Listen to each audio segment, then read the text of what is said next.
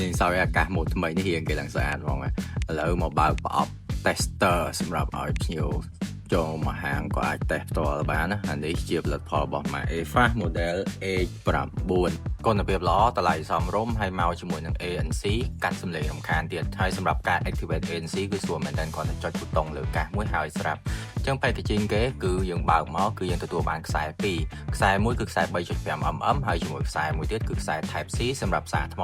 ហើយក៏មានដូចជាសៀវភៅណែនាំសម្រាប់ការប្រើប្រាស់នៃកាសនេះនិយាយទៅអត់មានអីនិយាយយ៉ាងច្រើនទេហើយក៏មកជាមួយថង់ដាក់កាសមួយដូចគ្នាថង់នេះពួកថង់ពេទ្យកម្មញ៉ៃដាក់កាសងាយស្រួលដាក់ក្នុងកតាបើមិនដាក់កាសទេយកដាក់អីផ្សេងក៏បានដែរឥឡូវចូលមកដល់កាសយើងវិញម្ដងគេមានថង់សោរបស់គេអាថង់នេះស្រួលដោះទេតែអាថង់កដានេះទៅហែក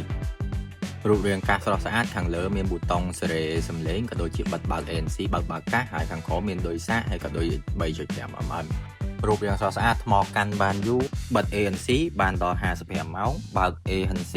បានត្រឹម45ម៉ោងប៉ុន្តែនិយាយទៅថ្មគេគឺកាន់យូរហើយគុណភាពសំឡេងអីគឺពីរោះមែនតើសំខាន់រូបរាងពាក់ទៅចេញមកមកអែមហ្មងនិយាយទៅ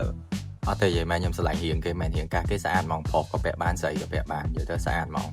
ហើយសម្រាប់តម្លៃវិញសមរម្យទេ 160,000 រៀលប៉ុន្តែសម្រាប់គុណភាពសំឡេងគឺធានាមកអែមសម្រាប់ព័ត៌មានបន្ថែមបងប្អូនអាចឆាតសួរបាន